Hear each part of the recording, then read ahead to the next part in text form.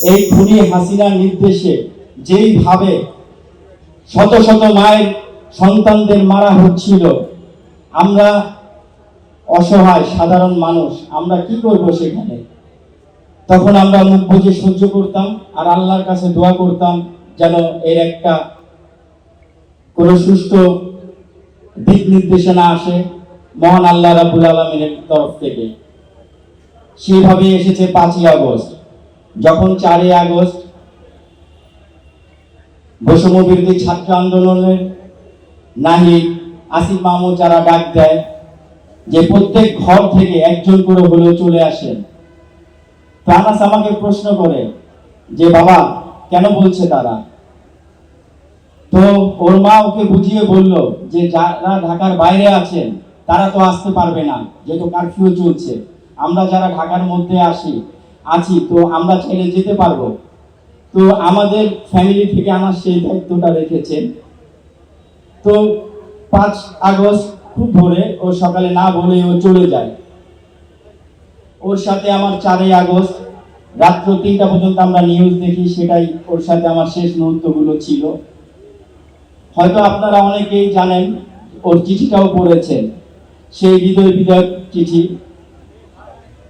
এমন ভাবে চিঠিটা লিখেছে, সারা বাংলাদেশের মানুষের এই চিঠিটা জানা দরকার যে কি লিখেছে এতটুকু একটি বাচ্চা। আল্লাহ পাক ওকে দিয়ে লিখিয়েছে এবং ওর চিঠির যে ভাষাগুলো, আসলে এই চিঠিটার কথা যখন মনে করি তখন আমরা ঠিক থাকতে পারি না।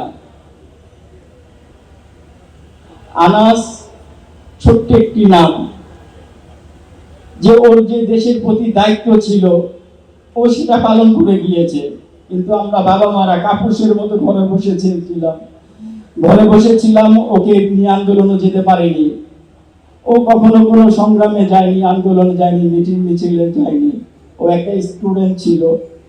তো কিভাবে নিজেকে সেভ করে স্বৈরাচারের বিরুদ্ধে আন্দোলন করতে হয় সেটাও সে জানে না।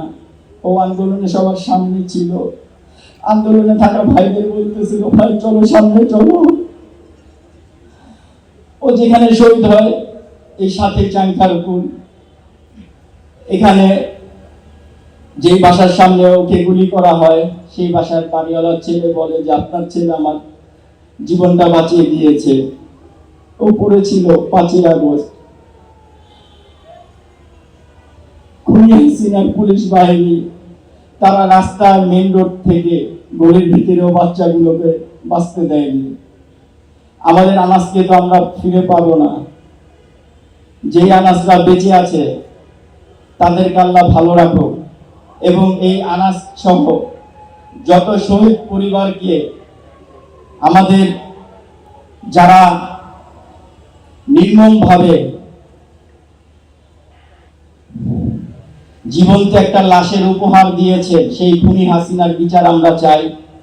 এবং এখনো বিচার হচ্ছে না, বিচার প্রক্রিয়া সুষ্ঠুভাবে হচ্ছে না। আমি আপনাদের মাধ্যমে বলতে চাই, হাসিনার যত ঊর্ধ্বতন কর্মকর্তারা এর সাথে জড়িত আছে তাদের খুঁজে খুঁজে বের করুন, তাদেরকে চিহ্নিত করে আইনের আওতায় এনে তাদেরকে বিচারের ব্যবস্থা করুন।